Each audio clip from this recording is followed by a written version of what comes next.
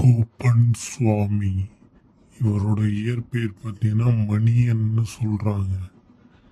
இவர் ஒரு நெசவு தொழிலாளி.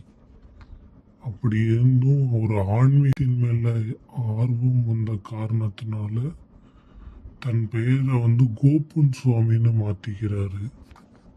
அதே மாதிரி 2 இடங்கள்ல கோவில் கட்டி அங்கேயே வசிச்சுக்கிட்டு இருந்தாரு.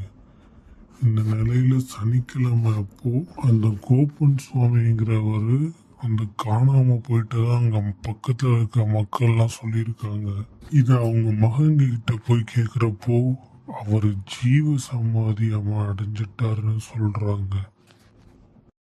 இவரோட கதை என்னன்னா, நெய்யாற்றங்கரை அப்படின்னு சொல்லக்கூடிய திருவனந்தபுரம், அதாவது கேரளால இருக்கக்கூடிய ஒரு ஊர்ல தான் இவர் இருந்தாரு. இவர் ஒரு கூலி தொழிலாளியா இருந்திருக்காரு. இந்த மூட்டை இதெல்லாம் தூக்குவாங்க இல்லையா, அந்த மாதிரி அந்த ஒரு வேலை பார்த்துக்கிட்டு இருந்தாரு. இப்படி இருக்கப்போ திடீர்னு ஆன்மீக நாட்டம் ஆன்மீகத்துல ஈடுபடுறாரு.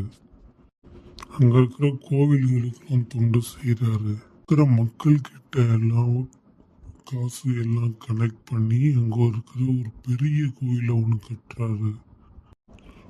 ஒரு நாள் என்ன ஆகுதுன்னா, இவர் கலெக்ட் பண்ண மணி அந்த கட்டின கோவிலுக்கு கணக்கு கேட்குறாங்க மக்கள். இவருக்கு ஒரு ஒய்ஃப் 2 பசங்க இருக்காங்க. ஸோ இவங்க ஃபேமிலிக்கும் மக்களுக்கும் சண்டை வருது. அதுவும் கோப்பன் சுவாமி ஒரு டயபெட்டிஸ் பேஷண்ட், கொஞ்ச நாளாக பெட் ரெஸ்டாகவே இருந்திருக்கதா சொல்கிறாங்க. ரொம்ப உடம்பு சரியில்லாம இருந்திருக்கிறாரு.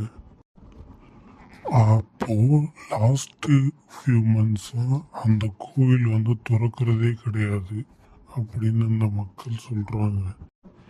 ஏன் அந்த மாதிரி அவர் வர்றது இல்லைன்னு சொல்லி மக்கள் கேட்குறப்போ அவங்க இந்த மாதிரி உடம்பு சரியில்லைன்னு சொல்லியிருக்காங்க. அப்படி இருக்கும்போது திடீர்னு அடுத்த நாள் காலையில இவர் கடவுள் ஆகிட்டாரு அப்படின்னு சொல்லி போஸ்டர் ஒட்டியிருக்காங்க. மக்களுக்கு சந்தேகம் வரவும், ஒரு உண்மையிலே இறந்து வச்சாங்களா இல்லை உயிரோட கொண்டு வச்சிட்டாங்களா என்னன்னு சொல்லி தெரியாம உடனே போலீஸ்ல கம்ப்ளைண்ட் ஃபைல் பண்றாங்க. அங்க மிஸ்ஸிங் பர்சன் சொல்லி கேஸ் ஃபைல் பண்ணப்படுது. அந்த ஜீவ சம்மதிக்கு தேவைப்படுற கல், அந்த பத்ம பீடம், அது எல்லாத்தையும் இவரே கொண்டாந்து அரேஞ்ச் பண்ணதா போலீஸ் கிட்ட சொல்றாங்க.